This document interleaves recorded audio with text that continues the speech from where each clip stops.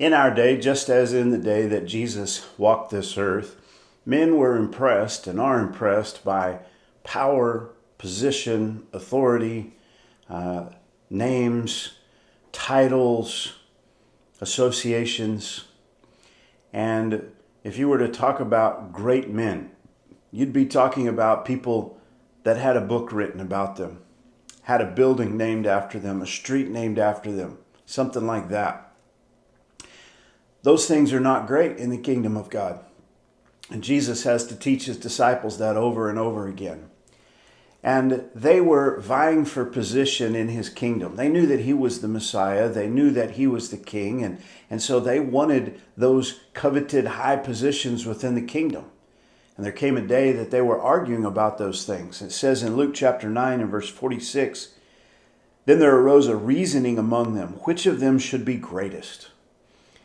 And Jesus, perceiving the thought of their heart," so he knows what they're thinking. They're arguing amongst each other.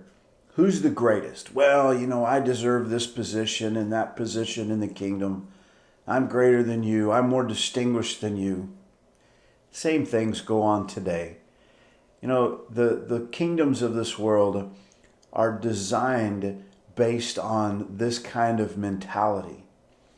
But Jesus is going to, as he always does, turn things upside down on their head. And so it says, "He took a child and set him by him, and said unto them, Whosoever shall receive this child in my name receiveth me."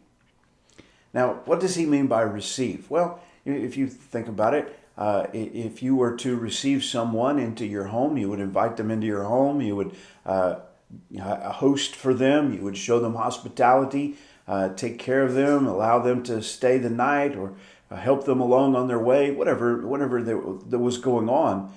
And I just recently saw in the news that our country, our president, had received a representative from another country, a king or a dignitary, somebody of high status in that country had come, and the president had met with them, and they'd had talks, they'd had dinner together, their wives had met each other, all of these kind of things. Now think about it. If you were to have the opportunity to receive an important dignitary for the day, to receive them into your home, to have the camera crew all come follow them along, and the whole country get to see that, would that make you a great person? Or if you received a child and took care of a child for the day into your home?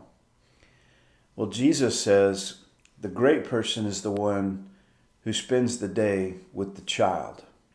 Now that just completely messes with everything that they believed. It completely messes with everything that we believe. People who take care of the children, they're not great. They're not important. Those are things that are put over to the side to spend the day with a child. What benefit is that going to be to you if you spend a day with a great person and pick their brain and learn from them or network with them and all of these kind of things? But he says, "Whosoever shall receive this child in my name receiveth me. And whosoever shall receive me receiveth him that sent me." So to receive God is to receive Jesus. And Jesus says, if you're going to receive me, you need to receive the child. The child is humble.